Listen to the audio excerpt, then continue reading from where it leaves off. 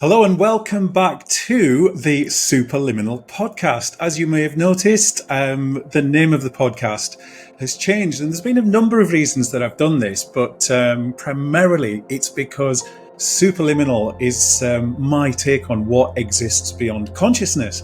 And that's really what I want to convey in these conversations that I'm having with these fantastic people that are bringing all kinds of wisdom that we've kind of forgotten about. And have been directed to forget about. So my job is to really bring that back into the fold so that people like us can remember who and what we truly are whilst living in this chaotic, crazy, but hopefully fun world that we find ourselves in. And so today's guest, my first actual superliminal guest, is the amazing Emma Wright from Wealth Rebel. So Emma is a wealth empowerment coach, and she's an ex-investment manager, an ex-chartered financial planner. And she knows firsthand that money alone is not wealth. And whilst Emma knows how to show people the practical aspects of managing physical wealth, the magic really happens when we tap into our inner wealth, our energy and our vibration, and we connect with our biggest asset, which is the power of you. Emma is the founder of My Independent Wealth, where she passionately works with ambitious entrepreneurial people in business that want to build real wealth, and Star Wealth Strategic Planners Limited, where she teaches others how to be a wealth empowerment coach by sharing her signature methodology, the Star Code. Now, Emma's success over the last 4 years as she rebirthed herself as a coach and not a planner or an advisor has led her to becoming a multi-times listed 5-star rated financial coach. She's the proud host of her own podcast, Wealth Unchained, which is soon to be relaunched, and I'm blessed to actually be a guest on there myself at some point in the future, where she channels her inner creative rebel to help us all break free from all the societal norms and live sustainable, sovereign, and epically wealthy lives. That's a great word, isn't it? Putting the planet before profits. And finally, Emma is on a mission to activate and guide you to live a life of love and impact in all areas of your life, from your relationships, the impact ventures you want to launch, the lifestyle you wish to lead, and importantly, the relationship you have to your biggest asset, which is yourself. So that's one hell of an introduction. And I know that honestly, this conversation is going to be really valuable for you. And honestly, I know everybody who hosts a podcast says this, but you're really going to want to wait till the end, because she drops this incredible wisdom bomb right at the end. I ask her a question about halfway through, the answer eludes her, and then right at the end, she remembers, and oh wow, it's just pure magic. So tune into that, and as always, if you can like, comment, share, really helps the algorithm to get this out to people who need to hear it. So for now, that's enough from me. Enjoy, and see you in a moment.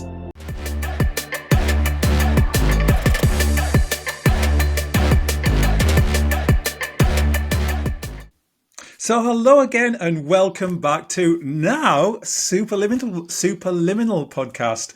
For those of you who've been following the journey of this beautiful embryonic space of ours, it was the Soul Leadership Tribe podcast, but for various reasons that I won't bore you with here, I've decided to change the name to Superliminal, and I'm going to explain that in a separate video. Actually. But having said that, I am super honored that my first guest today is Emma Wright, very first Superliminal podcast guest. So I came across Emma, as I've done the bio in the previous video, which you'll have heard, and I will get Emma to explain a little bit about what she's doing.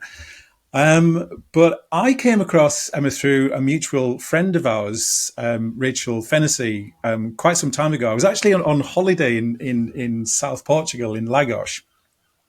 And I said to Rachel, I said, I really, really would love to. Do you know anyone? Because she's in financial services. I said, who do you know in the financial services industry who kind of has a really good blend of the money side of things and spirituality? She said, you need to listen to Emma Wright. So I had to listen to Emma's podcast and just immediately thought, wow, I love this girl. I love her energy. I love that she's a bridger of worlds of both camps so effortlessly and so naturally, which is very much what I try to do in my line of work, bridging the worlds of spirituality and getting things done in life, especially in the world of business. And I listened to quite a few of Emma's broadcasts and interviews on her show, and I just thought, wow, I have got to get her on my upcoming podcast. And only 4 or 5 months later, 4.5 months later, here we are. And I'm absolutely delighted that you joined me today, Emma. So welcome to Superliminal Podcast, and thank you for joining us.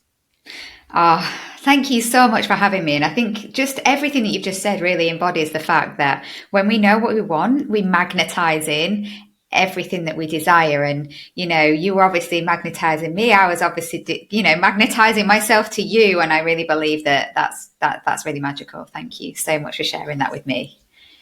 Yeah, my absolute pleasure. So let's take it from the top. As always with the Superliminal podcast, we don't really know what's going to happen and what's going to end up. We always just trust in the wisdom of our true selves and the divine creator of this crazy universe that we have co-created this existence with, which is another deep conversation for another time. But who knows, we might even touch on it here.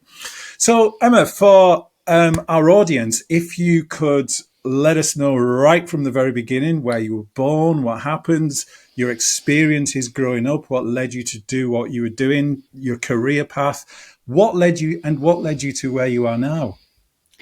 This is really interesting because I think sometimes, especially in the spiritual world, right? I'm going to come out here. I think this is like a really great place for me to come out of the spiritual closet. I think, for a while I've been saying that I'm spiritual, but I think not many people really understand what being spiritual is. And I had a spiritual awakening definitely at the start of February of this year that catapulted me onto a different journey. But I really, really believe that I was born very, very much aware of the fact that I came here to do things differently. I came here to be, I love the word, like the phrase game changer, because it comes up a lot for me.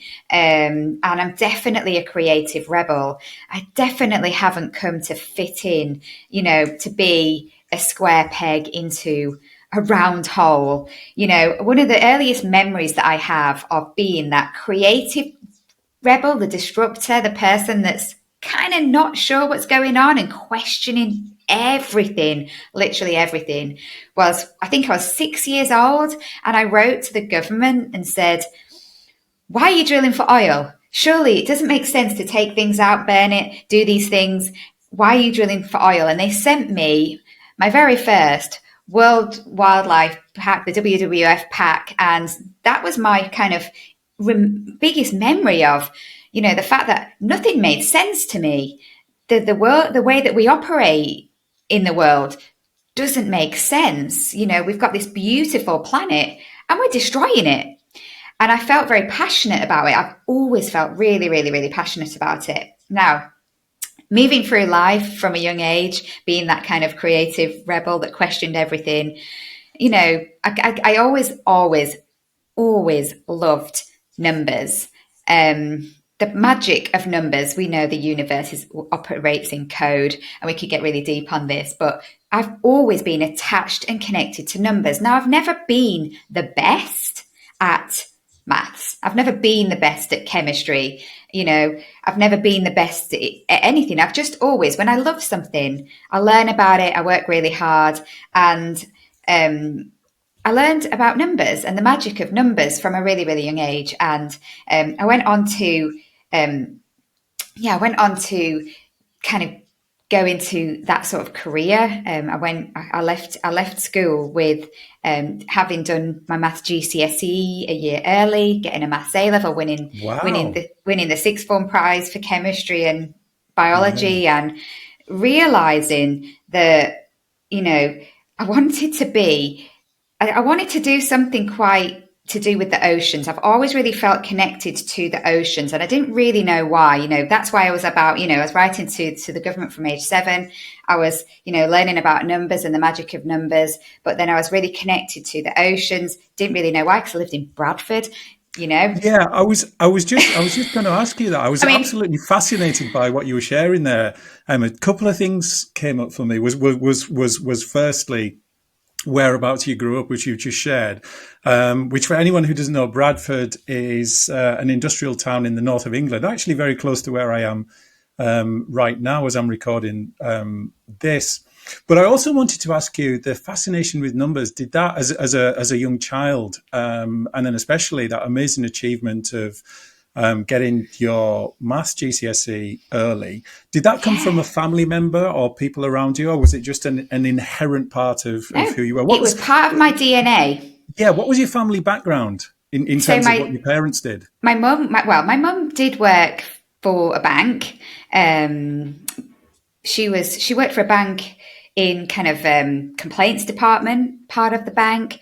She worked in a branch, and then my dad was a police officer.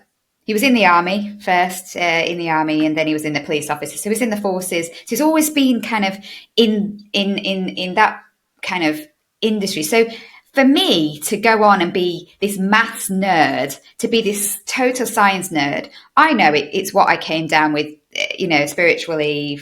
It's part of my DNA. It's part of my date of birth has a really strong numerological number to it. And I now know, having known about some of the magic of numbers, that this was my coding to tell me, as I became aware later on in life. At this stage in my life early on, I wasn't aware of that. I was just a young child following the DNA, following probably because I was 6 and then moving through early stage of life, following my soul and my heart rather than my head, right? Because my beliefs weren't limiting at that stage. I was literally living a heart-led, soul-led life. And I loved numbers and I loved science. And I know that is a part of my blueprint, my soul blueprint that I brought down with me when I came here Yeah, to have this human experience. yeah. Were your parents particularly spiritual, or again, was that something that just was so strong with you from when you were incarnated in this lifetime? Since I've had my awakening this year, I've talked to my mum and dad a lot about my spirituality because I'm such an open book. I can't be anything but real. And my mum has always said, she will say openly, like, yeah, I know I'm a witch, or she used to get called the witch. But for me growing up, no, I wasn't really around anything that's spiritual. I went to a church school. I was christened, so I'm a Christian. But I did not believe in God. I was like, how can God exist? I'm a science nerd, the Big Bang, right? I was into the creation energy of the universe. I did not think that the stories that they told about Jesus made sense to me. I certainly didn't feel the connection to how they portrayed the divine feminine. Now that I know more about divine feminine, Mary Magdalene, right? And I actually didn't know anything really about it. I didn't even really connect with it at all. And at the time, I literally lived my life by following my heart and kind of my intuition and doing what I felt was right for me. I wasn't told to do maths. I wasn't told to do science. My parents didn't tell me what to do. I just did what I wanted, really. I kind of just did things that I felt I really loved. And I've always done that my whole life. I've always Yeah, tried to follow that intuition. yeah. It sounds like they provided a really beautiful, nurturing space for you to be able to step into who you are. Yeah, they at the time, I didn't feel that at the time. Growing up, if I was honest, my parents got divorced when I was 7, and I went through this massive separation. from a really, really young age. But I realize now that that's the journey that my soul wanted me to experience. And I really now realize that my parents did their best in their each unique circumstances. And it felt hard growing up. It felt really hard growing up, and I felt this sense of a massive abandonment from a really young age. I didn't have a sibling. I didn't have a sibling of my own, like a whole sibling. My dad had children from previous marriages. My mum didn't go on to have any more. She remarried. I had a stepbrother that I love, right? But I never had a sibling of my own, so I felt growing up really alone, and I never felt like I fit in, right? And I know that people that come awaken on this spiritual journey, one of the biggest signs that you have awakened and you kind of realize that not everything is what it seems is that you look back and you think, I don't really fit in. And that's because I didn't fit in. I didn't fit into the constructs of normal society. I was questioning everything because nothing made sense. And now I realize why nothing makes sense. But at the time, I didn't. And I just really always felt very connected to numbers. And I know that is because a big part of my knowledge, a big part of the energy of the universe is the magic and majesty of numbers. I've always really enjoyed learning about formulas and kind of solving problems and the chemistry and looking beyond the solutions. And what's really interesting, and this is what I always kind of love thinking about, the tipping point in my life. So I go back a little bit to talk about the oceans, right? Because I lived in a landlocked place. I grew up riding horses, not waves. I grew up definitely not by the ocean. I would take trips to the ocean, right? Like children would at a young age. But I always had a massive connection around what I was doing in school about the planet and the ocean. And I wanted to become a marine biologist. I really wanted to be a marine biologist. And I was all set. It was on my options form at uni after I got my A-levels in biology, chemistry and maths. I was like, right, I'm going to become a marine biologist because I want to do my part to save the oceans. At 18 years old, I knew that it was in me, that this was why I came here, to do my part to return the oceans to nature. And I think it was like the week before I had to submit my options form to uni, I changed it. And I applied to be an accounting and Wow. finance. Yeah, let's just press pause on that then. What the hell happened there? I mean, that's a hell of a momentous shift to feel from the heart so powerfully that you want to do marine biology, and then to go in a very, very different direction. And nobody influenced me. Nobody influenced me. I've never really been influenced in my young life. Later on in life, yes, there's been massive influences because this happens. But from a really young age, when I was quite, clear, nobody influenced me to change. And one thing I've realized, I've had a human design reading recently, is that I am and I'm not going to go into what this means, but like a 2-4 sacral generator. I make my decisions from my sacral energy, and I make my decisions instantly, following soul, following heart. And I just know that I have to shift.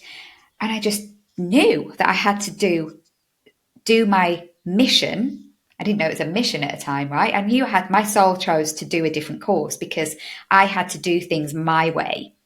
I had to go into probably what was a darker industry, right? To do it a different way. And I had to carry on with the numbers element, maybe, and within the wealth industry. I didn't really understand it at the time. And I switched.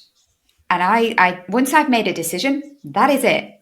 I'm fully in. And I forgot about it, actually. It's only as I've been reflecting back in recent years that I realized that's weird. The oceans keeps coming up, all of these things, all of these synchronicities. And I realized when I applied to uni at the time, it kept flowing from there. That I was so in flow energetically that I was finding things that would take me deeper and deeper and deeper into my lessons and into my mission.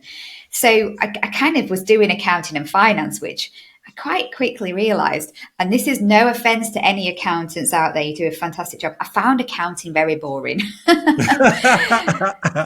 it's quite boring for me. I just Bless. it wasn't the formulas that I was used to. I'm a formulaic. I wanted to understand the formulas, and I came across a formula called the Black-Scholes model. And the Black-Scholes model is an options pricing model. It's all about derivatives market. Derivatives is part of the stock market. And I discovered, because I did not even know what a share was. No one told me what a share was. I didn't know what a company, I didn't know anything about the things that I was uncovering in my degree. And I was sat there in lecture theatres, literally just listening and learning about all of these formulas. And I was just like, this is incredible. And I wrote my thesis on the difference between Ryanair and EasyJet as a company. And I ended up leaving with a first class honours degree, specialising in financial derivatives. And it Wow. was Well from done. So, that. yeah, for those of us who aren't sure, me included, Emma, can you explain to us what a derivative is? So such a great question. A derivative, all a derivative is something that derives its value from something else. Simple. It's a derivative. Like, you can have derivatives in anything. And so, I've got the price of this pen here. I could sell you this pen at a future date and give you the option to buy it. The option is the derivative, because the value of the option is going to be dependent on the actual price of the pen in the future. Okay. Really simple. That's all a derivative is. And so I instead of working in the actual asset class of the stock market, I worked in the derivatives market, and that's where I got my degree. And that led me to knowing that I didn't just want to have a normal career. I wanted to have a career in derivatives, because I had this real passion. I wanted to work on the trading floor. I wanted to be in the front office. I had no limiting beliefs about where I could be. I literally believed 100% that I was going to be a trader. Do you know what? I didn't really know. And I don't know if I probably did live quite a sheltered life, my little bubble life in Bradford, right? I didn't really care that I didn't really know that other people might have scholarships. I didn't really know that other people went to Oxford and I went to Bradford Grammar School and then went to Manchester University. I had no ego at any stage of my life, I don't think. I know I do have an ego, and I'm probably going through quite a lot of ego degradation right now since my spiritual awakening. But in the terms of like thinking that anyone would have better opportunities than me, I did not believe that at all. I 100% believed that I was going to be a trader, and I was going to be in the front office, and that I was going to have a career in the investment bank or in an investment bank working with derivatives. I love And that. I absolutely love that. Imagine a world where, especially in our younger years, as we're building our careers, or deciding to create our own businesses. Imagine what an incredible place it would be, even if 20% more people not just thought it, but really felt it here. That's yeah, incredible. that is everyone's birthright. And for some reason, I feel blessed. I do feel really blessed that I was obviously left in my own bubble of existence since my parents separated. I really feel that that is exactly what my soul was putting me through. It felt hard. I'm not going to lie. I felt like I had a really hard life.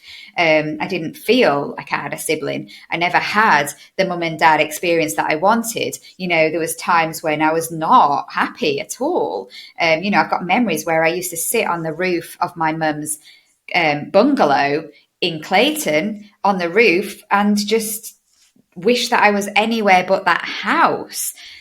not going to lie, my mum is really aware of my feelings growing up. But what it gave me was this kind of like ability to really build a resilience within my soul and within my human body and my inner self, and that belief that, okay, I'm on this roof. I'm like Wendy and Peter Pan, I can go anywhere that I want. And I really did for a period of time. I really, really did. And yeah, when I left uni, I went on to go and work for Citigroup, a huge American bank. Huge, yeah. Moved to London on my own, and the rest is history. Wow. So you get to Citigroup, you're in this incredible space of anything's possible. There are no limits apart from the ones that you create for yourself. I'm still buzzing just listening to that. It's amazing. So whether that's because your connection with your true self was so powerful and the relative amount of noise up here, the non-stop chatter about not being good enough was actually really low, or your guides were helping you, or probably a combination of all of those things.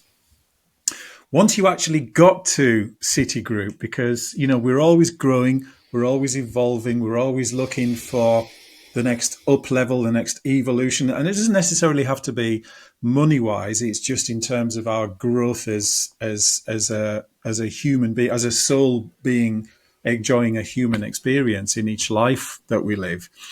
You've already created so much exceptional success just by getting to Citigroup in London. So what happens next? Really good question. I didn't stay very long at City. The academy scheme. It was funny. I remember sitting around the table with my academy members, and I was thinking, nobody else has studied derivatives, and it was such a weird experience. I was like, why are we all here? No one else has studied it. And I really didn't quite understand what was going on at the time. And I think that was my first kind of like insight into the real world, if you like. I felt like this was when I was starting to see things from a different perspective. It's where I met my husband. I am getting divorced at the minute, but the husband that I met at Citigroup at the time, and it's where I met my husband and our soon-to-be husband, and it was a really close group of friends, and I learned so much. I remember sitting in that, and this is really interesting actually, because this goes back a little bit to that questioning everything and not accepting anything still at that stage. So as I'm sat learning all of these things in the City Academy about all the different ways that you can create structured products and structured investment solutions, the derivatives, things that I used to have to make. Do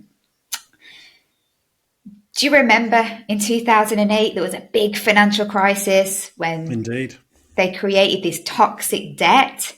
In 2005, before that even happened, I sat in one of the rooms and I said, I don't get this. How can you create a CDS, they called them credit default swaps? How can you create these products where you're layering up bad debt and selling it as good debt? Don't make sense to me. All these smart, snazzy maths things, they have all these kind of spreadsheets telling me why I'm wrong. I'm sorry. I don't like this. Credit, to me, the credit, because there's different types of derivatives departments you could work in. And at this stage, it was to help me decide what department I wanted to work in. And I was like, I'm not working in credit. Don't make sense. Sacral generator, straight away, intuition. I didn't need a spreadsheet to tell me that didn't make sense. My soul knew. And I go back and I remember that day when I was sat in that room in 2005, before the credit crisis happened. And I'm getting quite emotional thinking about it now. And I'm getting quite, I can feel my channels channeling in this energy and this knowledge. It's like, wow, I knew. And I then decided to go into equity derivatives. Equity, the word equity is just when you become a shareholder in a company, you're an equity holder. I wanted to work in a different type of derivatives market that I believed in. And that was my decision. And so I wanted to work in equity derivatives. And so I spent my career mostly in equity derivatives because the CDS market did not make sense to me. And in that decision, I therefore started working in that sector. And, lo and behold, 2008 happened. And I remember sitting on my desk and I called this. And probably everyone on my desk going, yeah, of course you did. And I sat there going, yeah, I did. Yeah, I did. I called it in 2005. Yeah. I knew this was going to happen. And I've always been one step ahead of things in my life. Really, really Would you, intuitively. and again, would you put that down to the fact that you feel so in touch and so connected to your intuition, that sort of non-human higher, I don't like using the word higher, but that more expansive true self connection that we have with ourselves, and every single one of us experiences it. We call it gut instinct, we call it wisdom or insight or whatever. Would you say that the reason for that is because looking back, you see that you've always had a really strong connection with that and always trusted it as well? No. Do you know what? I don't think I didn't have any awareness. I was unconsciously doing it. I've only become consciously aware since February this year. And when you become consciously aware and you start to live in consciousness, and that's when you are like stepping into a different kind of like you're moving out of being in the 3D matrix, if you like. I was well and truly in 3D. I was unconsciously, but I was obviously, I think, because I was very naturally a too far sacral generator, it was in me to make these decisions by gut. And I did it. And I was allowed to. No one stopped me from making those changes. No one ever tried to influence me. And it sounds like that you wouldn't have let anybody stop you either. Well, I'm also a Scorpion, right? Starts like, I know what I want, and and I don't believe it's any coincidence that I came down to this earth with the date of birth that I did, and to be a Scorpion, which is a water sign, but then to have the other numbers within my chart as well, which is more, if you like, lion. Feline, we talked about the Lionsgate portal. My chart very much shows me from a DNA perspective that my human DNA fully embodied the star that I am, the supernatural being that I am on this planet as a spiritual being. I absolutely love that. So take us back to that moment then where everyone's laughing at you, but you're like, I don't care. You can laugh all you want because I know deep within myself that I call this. So take us back to that moment. How did that feel? Yeah. How did things look? And how did that inform what you were going to do next? Yeah. So do you know, that was at RBS. So I left City after 18 months because I wanted to be in the front office, and I knew the front office is where the trading floor is. I knew I wanted to be there, and I knew that I wanted to be working for a different type of bank. I didn't want to work for the American bank. I wanted to work for the British bank, and so I moved. Within the instinct, my gut told me you need to move to working for a different bank. And I spent probably 18 months in the ops team, and I was always going to be on the trading floor, always. And I believed so hard that I would use every opportunity that I could to go onto the trading floor, to talk to people, to speak to people, to put my being there. Because the way that I connect with people is through my voice, through my presence, and through my energy.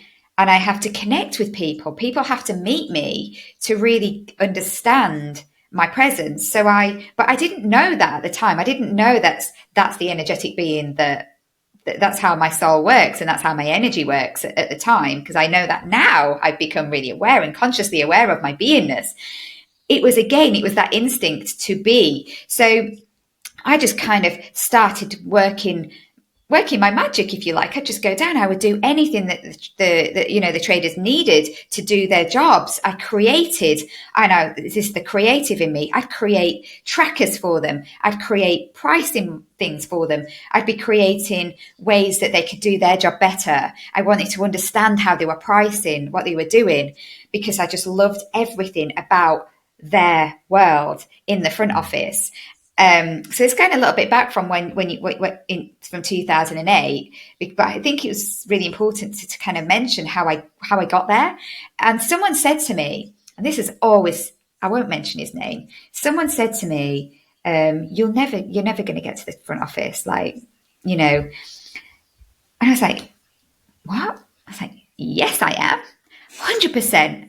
I 100% believed. I had one interview, firstly, and I remember I got asked about the level of the FTSE 100, and I fluffed the question because I didn't know. I mean, how did I not know the level of the FTSE 100? I looked at it every single day, but I was obviously so nervous that I didn't get it. And then they said to me, you ain't got the job, because I got offered an interview to move into the front office, and I fluffed it. I didn't give up. I was like, okay, there's different ways. I started working with other desks as well, not just this one desk that I really wanted to work with. I really wanted to work with Neil Saunders. I talk about Neil a lot. I wanted to work on the UK structured derivatives desk, but I started working with other trading desks. And all of a sudden, multiple opportunities were coming my way. I was magnetizing in all of these different offers of interviews. We want you on the desk. We want you here. We want you there. And I got another opportunity to talk to the sales desk that turned me down 6 months ago. And I got offered multiple jobs, and I got to choose. I got to choose where I wanted to be. And obviously I wanted to be with Neil Saunders. I knew I always wanted to work with Neil.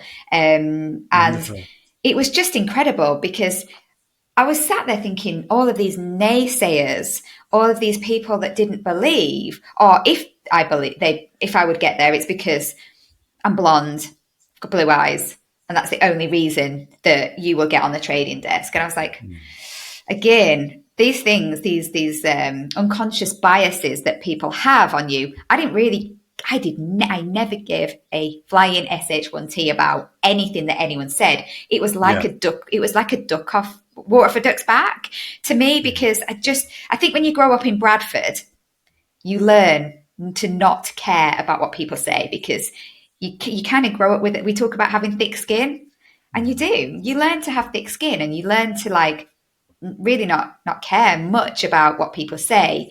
And that is how I definitely was at that stage in my life. And I think that some people may be thinking you might have done that, gone from that nervousness in that initial interview to 6 months later getting offered multiple jobs. Some people might be thinking, did you do that just to prove people wrong? I suspect I know the answer, but what was the case for you? No, I never ever do. I don't hold grudges at all. I don't really, I literally, something will happen. I've had things happen to me. I never hold a grudge. I don't ever live with regret. There's some things that I maybe, like anyone, I think, if I would have done differently, but I just know that there's no point in living in that energy. I just knew I wanted to be in the front office, so I just carried on going. I literally because it goes back to that thing. Just keep swimming, like Doris says. Yeah. There's no such thing as failure, and when it's no, it's only no right now in this moment. It doesn't mean it's going to be no next week, next month, next year. And I love what you're sharing, because it's such a powerful message to all of us, that we get so caught up in this fear of failure. We get so caught up in what other people think about us. We get so caught up in not feeling good enough and a lack of self-worth. And what you're sharing with us is, to hell with that. If you really desire something, none of that really matters. All that matters is trusting your intuition and connecting with that. And although you weren't doing it consciously at that point, you were clearly, that's clearly what was going on underneath. And what that was doing for you was just creating, I just love that you were, you sort of discovered all this inspired action was inspired wisdom within you was then creating all this inspired action. You were saying all those wonderful things you did to help the traders because you wanted to understand what they were doing, but you were also providing a huge amount of value for them as well, and therefore increasing your own value. But that increase in your own value was actually just a secondary, almost a side product of the fact that you were genuinely curious, you had a passion for what you were doing, and you weren't going to take no for an answer. Oh, what's really interesting is two things. What you just said, the guy that said no to me that time was Neil, one of Neil's colleagues. We're so close now, and he supports me, and I see him. And do you know what?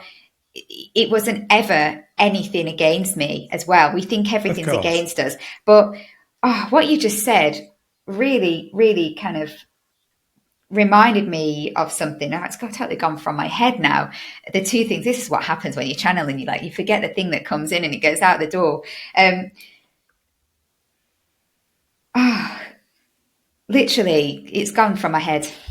No, that's it'll come if it comes back. Just jump in with it. So you got multiple job offers 6 months later, because of your incredible tenacity and your refusal to take no for an answer, and your just absolute unbridled passion to create the opportunity that you wanted to create.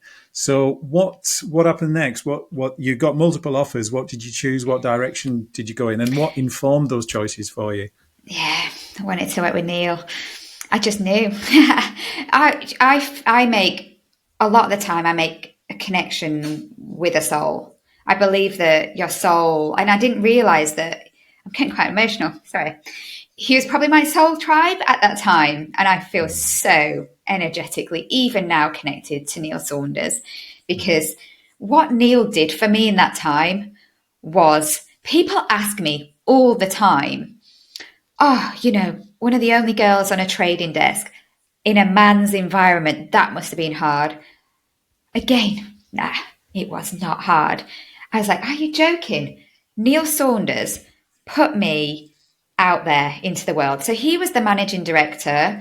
He was my boss, but he was so inspirational. He sent me to do the trades. He sent me to go and ring the bell when we did a deal. He sent me to close. He sent me, I set up all of his trackers and loggers. I created things.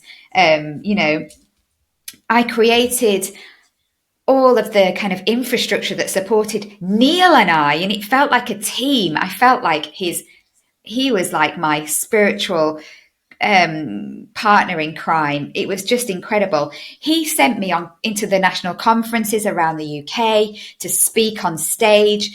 From the age 25, I was in conferences with 1,000 people, right?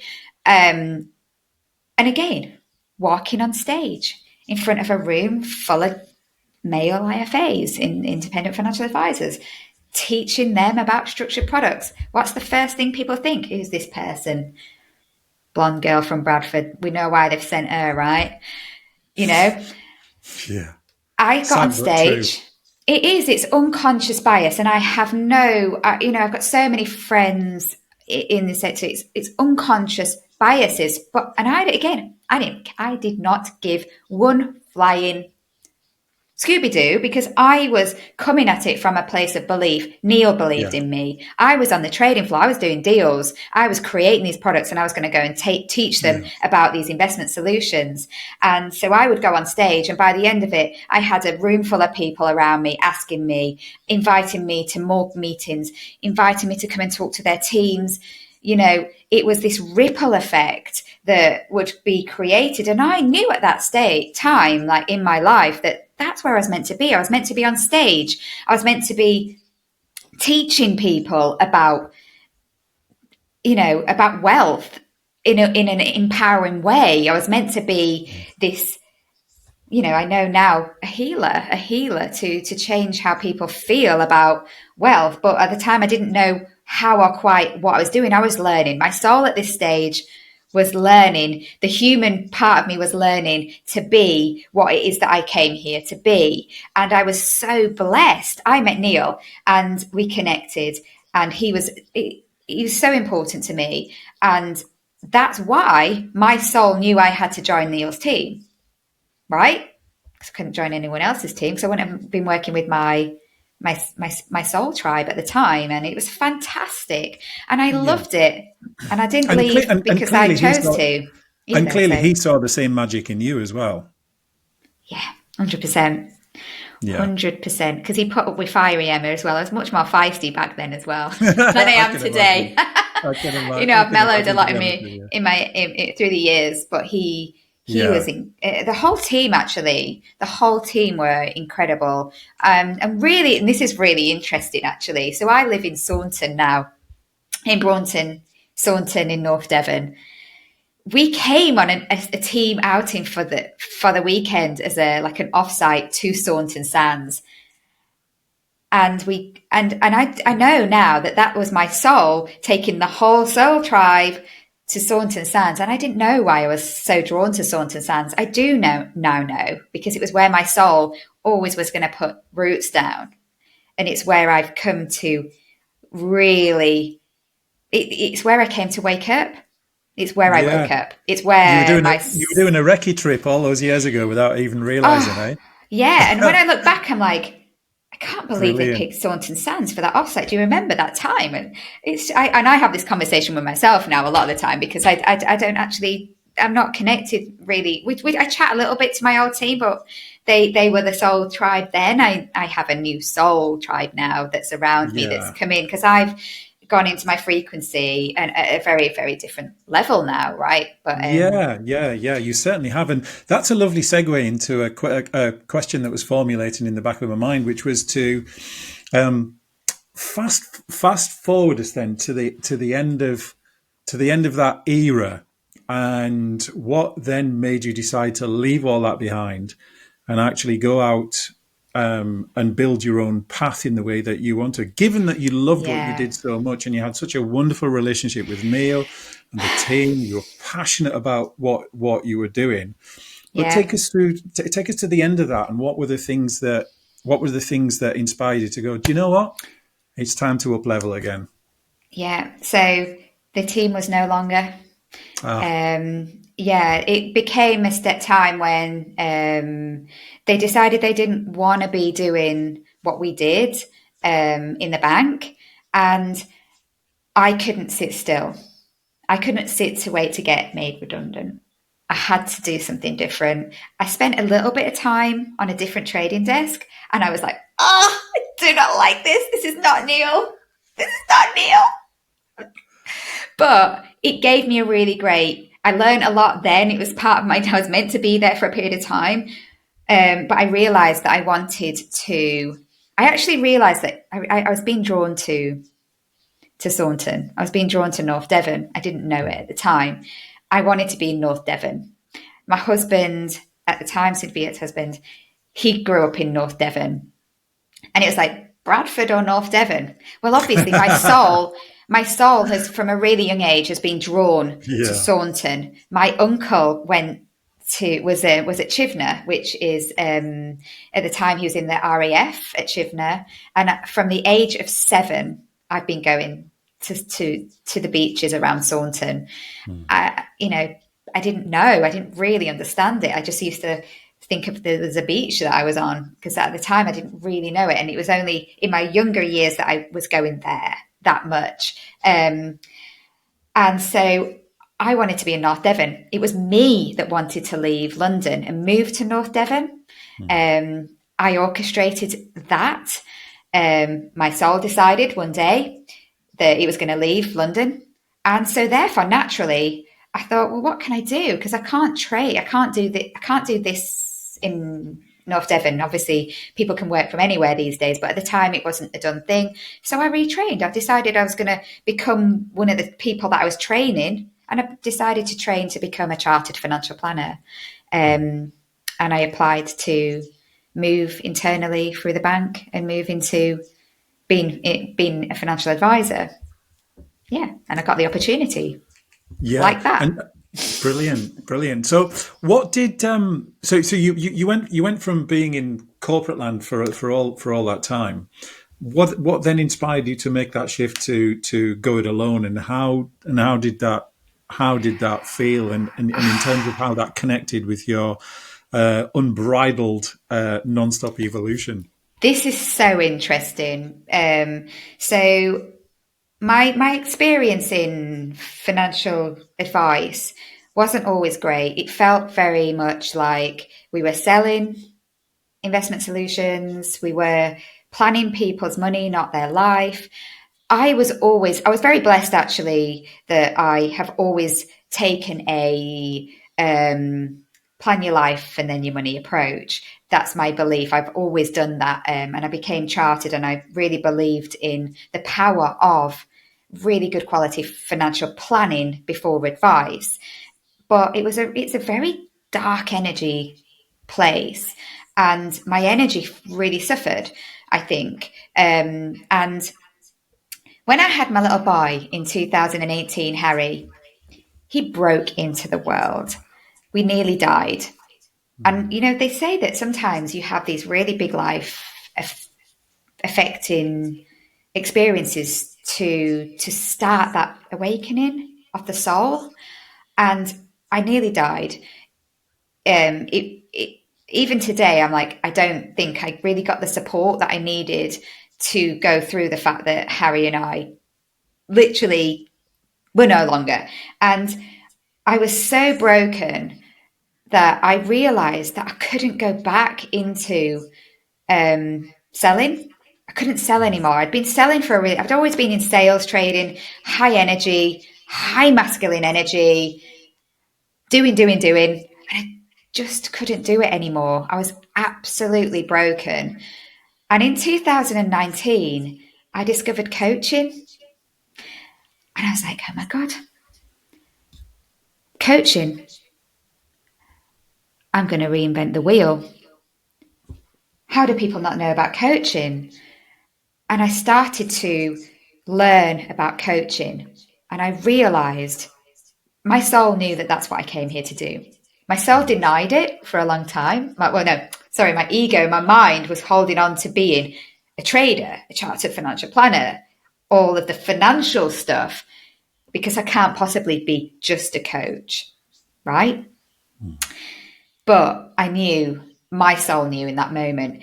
And I went and I started exploring coaching. And I realized that I just had to run my own business. I didn't really know why, because I was really lucky when I worked for Neil. He just let me be my own boss, right? He was like, I'm the MD. She runs the show. I was like, yeah, I run the show. I never felt controlled or restricted. And when I had Harry, that's when I realized. And so I founded Emma Wright Coaching when I was about to have baby Rose, my second baby, in Yeah. 2021. And I really tried to combine coaching with planning and kind of create a way and a method of bringing the two worlds together. And yeah, I just realized it for me. I realized that I was here to be a coach. I was here to Yeah. do things differently, to not tell people how to be wealthy, but to hear, activate, and help them to implement their own Yeah. impact. And I love that you've shared that, Emma, because, sometimes we need these really severe, intense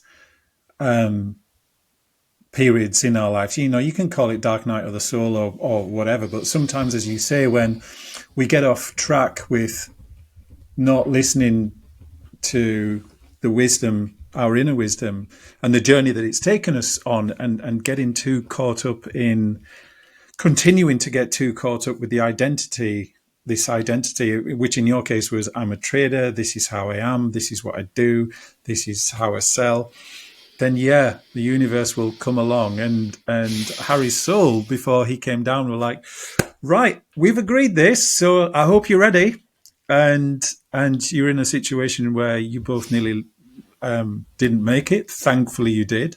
But it sounds like to me that that was such an essential moment in your journey. Otherwise, where you are now wouldn't have happened, because I certainly know in my life, when I was a bit younger, around about sort of 29, 30, I had a couple of nearly checking out experiences, not suicide, but basically things happened around me and because of me, where I really nearly did check out a couple of times. And it really was like a sort of pattern interrupt, a massive pattern interrupt, where the universe is going, this is not your path. And you can go on down that route, but you're going to have to check out early and then come back and do all this all over again. Your path is in this direction.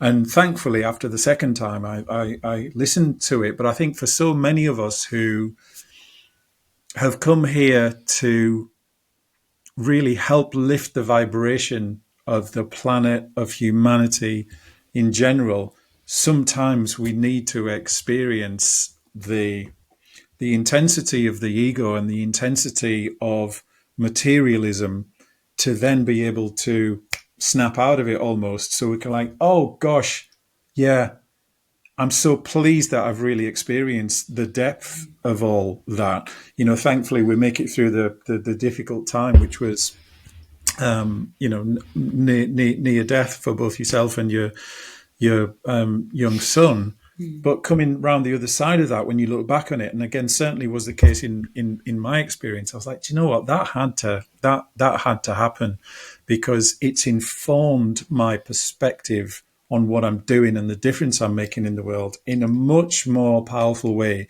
than it would have done had that not happened. Do you feel that that's the same for you? Ah, without a shadow of a doubt, it Yeah, was it was the hole that I had to fall very much into to hit reset and reassess. And I found that COVID for me was quite helpful. Not going to lie, I found COVID was a really helpful time because it allowed me to retreat and probably to do the coaching and learning and things like that. And absolutely, it really did. It's funny. I think you talk about the dark night of the soul. That was a lesson that I had. I think some of the things that I had were really important. I've only experienced the dark night of the soul over the last 6 months, yeah, because when you go through it, it's like nothing else. Because the dark night of the soul for me, obviously, when I'm in the theatre and I'm being rescued from near death with Harry, and that was different. It was a really different experience. The dark night of the soul for me has been profound. You cannot explain why you are on your bedroom floor, literally crying and going, I don't know what I'm here for. What am I doing? What is going on? Who am I? Because I thought I had everything figured out.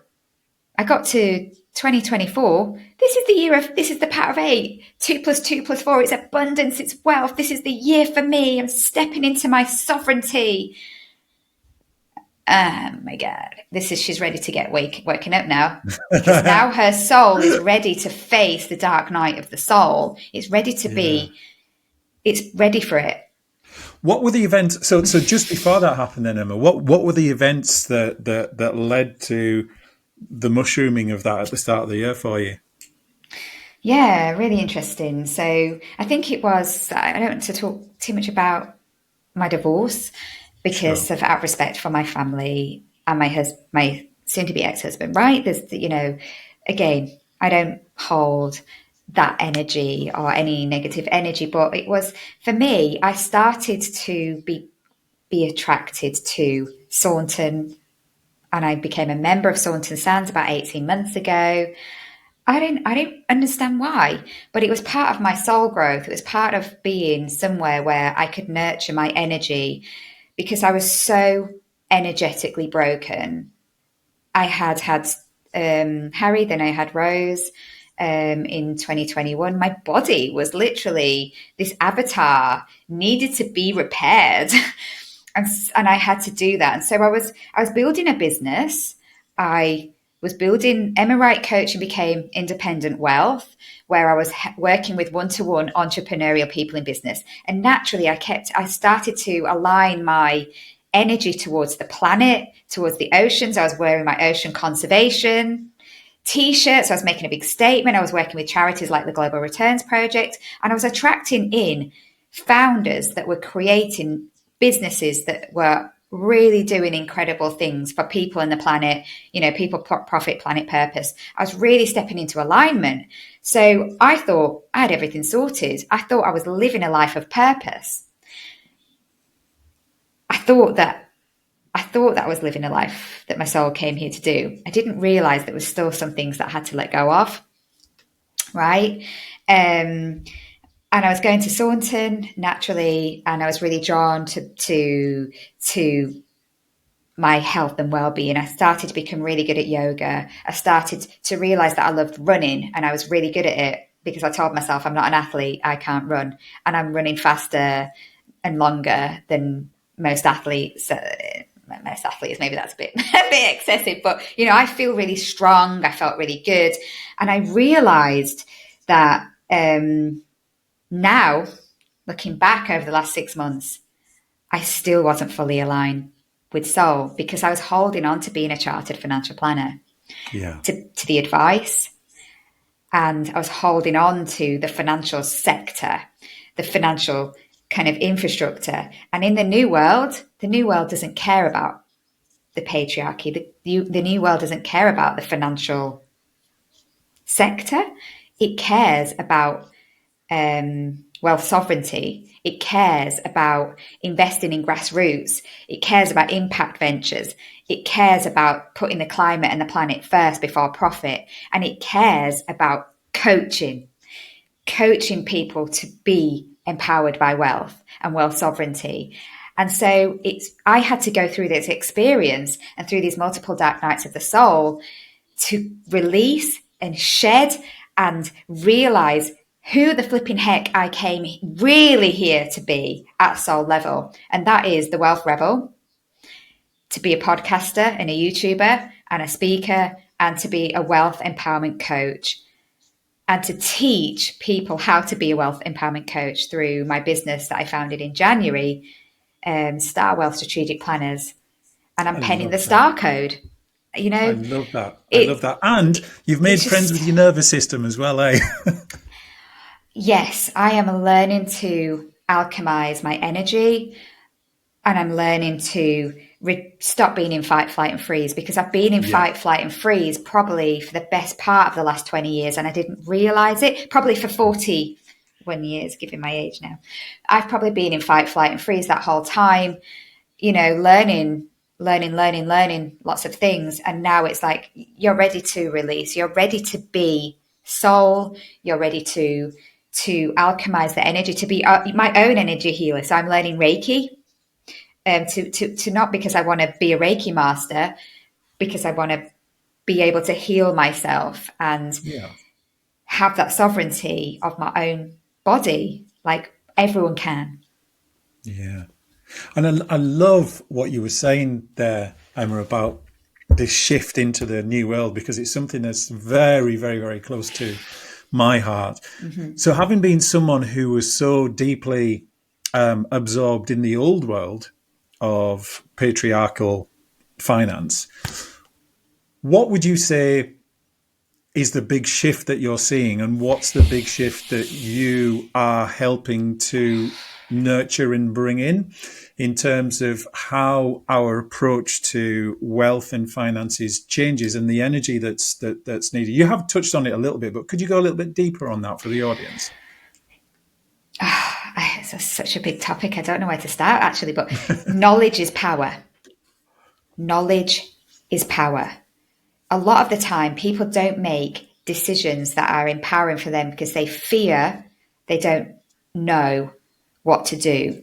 Now, we don't need all of the things that we're sold. We don't need all of the advice that we get half the time, because the only reason that we have to pay huge fees and support a financial system that is fundamentally broken, and it's broken on so many levels, is because we have been conditioned to believe we don't have the knowledge. We all intuitively, when we channel, we have the knowledge, but I really feel passionate about sharing my knowledge as well. Knowledge is power, because when we have knowledge, we're reducing the fear. Fear is the lowest vibration, right? Shame is actually the lowest version of fear. When we have that shame, we feel a lot of shame that we don't know how to invest. We feel a lot of shame that we don't know about what a stock market is. We carry this shame because we've never been taught it. And we're kept in fear by the system, whether that's governmental systems, whether that's the powers at the very, very top, whether that's the industry of these things, right? It's all fear to keep us stuck in a very low vibrational energy.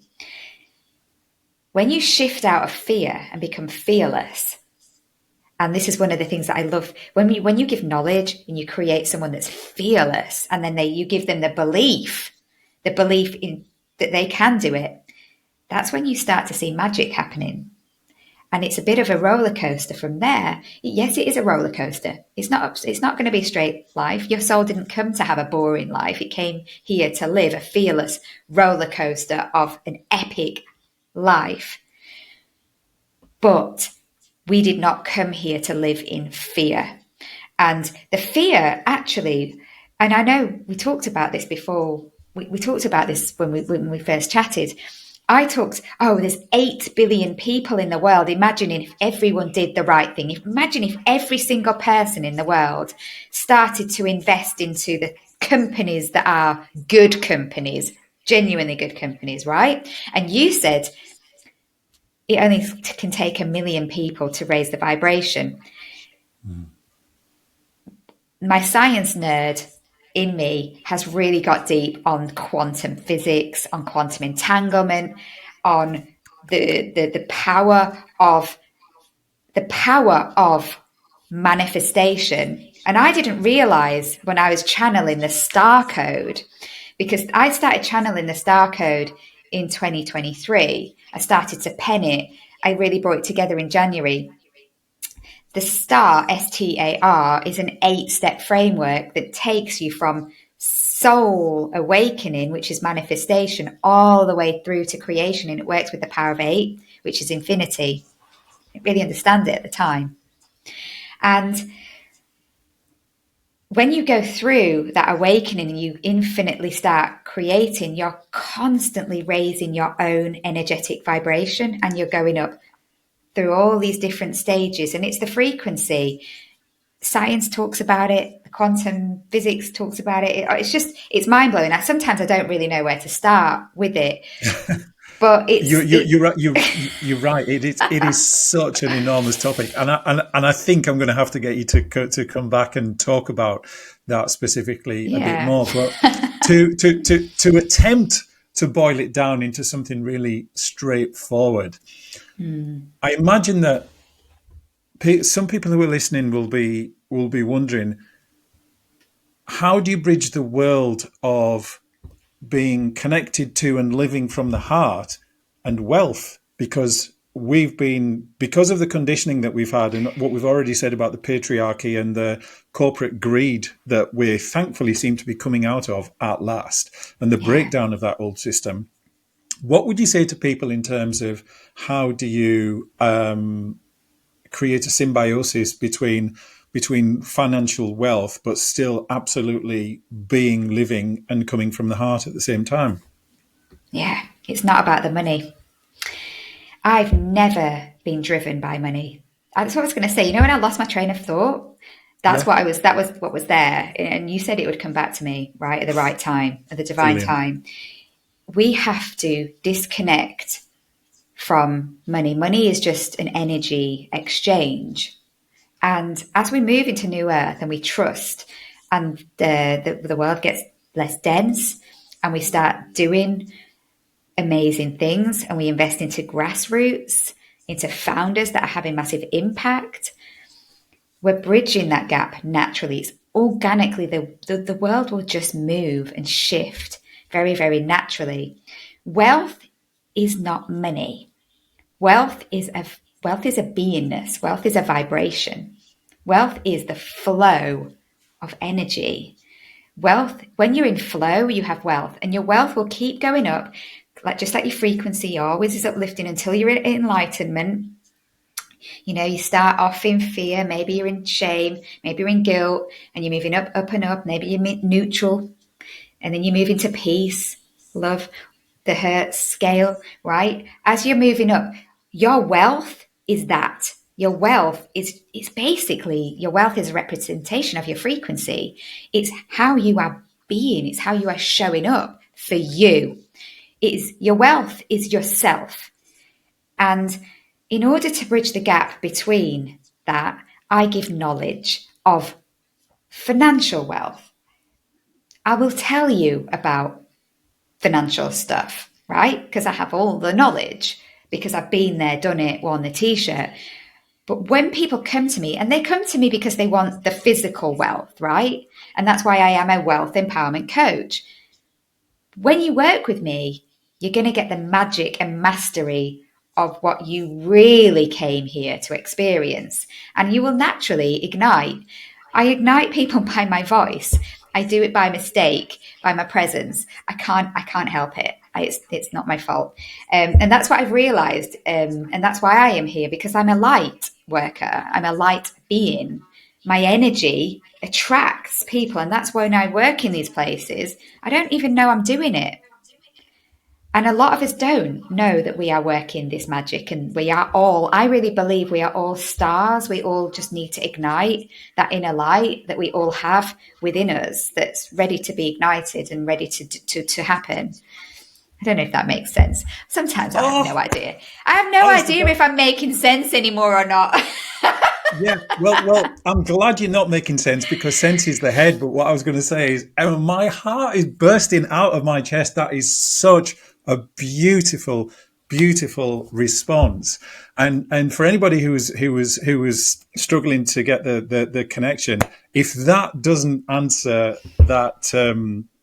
that question, then I don't know what is. It was such a beautiful response, and I'm sad it came back to you exactly when we all needed to hear it. But like I said, I'm going to have to get you back on to talk about more detail, but because it's absolutely fascinating. Yeah, honestly, I cannot tell you how amazing that answer was, Emma. And we could sit here for another hour and a half easily and still only be scraping the surface. But I'm definitely inviting you back to talk about this in more detail. So just before we start closing the conversation off, is there anything that we haven't covered yet that you'd briefly like to share? Oh, blimey. No, I think that what let's just mention the Lionsgate portal. It's a big energy time. Yeah. Use this time. It's the 888. It's going to be around. I think you said this episode's going out this week. It's a beautiful energy. If you want to do something in your life, now is the time to tell the universe what you want. We're told, what's it like to want? My little boy said it this morning. Rose wants this. She has to say please and thank you. And I'm like, well, it's her, Teddy. Give her what she wants, right? If you want something, ask for it. If you want and you just need to know what you want. Maybe that's something to manifest. Get really clear at this time. It's really special time. In our diaries, it's probably one of the only times we're going to have 888 as a number. The 8th of the 8th, 2024 is 8. It's a really, love that. really powerful time, to get out there and ask what you want. Ask for what you want, and the universe will deliver. God, that's wonderful. Yeah, and not just ask for what you want, but as you've so powerfully demonstrated in our conversation, is to know that you deserve it and that it's your birthright as well, and don't let anything get in the way of you receiving that. Because I'm always it's something I've come to not just know, but feel, especially after a wonderful retreat I was on in September of last year in France, is that I suddenly really felt for probably the first time since being a really little kid that actually, yeah, I do deserve everything that I desire because it's my birthright. And meditate on it since then, I've come to realize that as soon as that I have a desire that comes from the heart, not necessarily from the head, it's like, I want another McLaren, or I want another 5 bedroom house, or I want another whatever. I'm not talking about that. I mean, it could be that, but as long as it comes from the heart, because you're like, oh, that would be so amazing. Not because I need it to make myself feel like a better human being. But when we create that from that space and from that energy, it's already there in the infinite present moment. And what we then do is just simply connect our vibration from this point of awareness to where that's already manifested. And we can do that so quickly. So I really want to emphasize that to anyone who has really resonated with what Emma has just shared, is to know that it's as long as it's coming from the heart, it is absolutely your birthright, and that it already exists. And all you have to do is magnetize yourself to that place in the infinite present moment where it's there, waiting for you as well. So, yes, it's time for the quick fire closes. So I'm just going to ask you a series of short questions, Emma, and just give me the first answer that comes up into your head. Oh, The first one is, don't worry, it's nothing serious. What are you most excited about right now? 100% my new podcast. And I spoke to my first guest today, who is an incredible founder of a company called Ocean.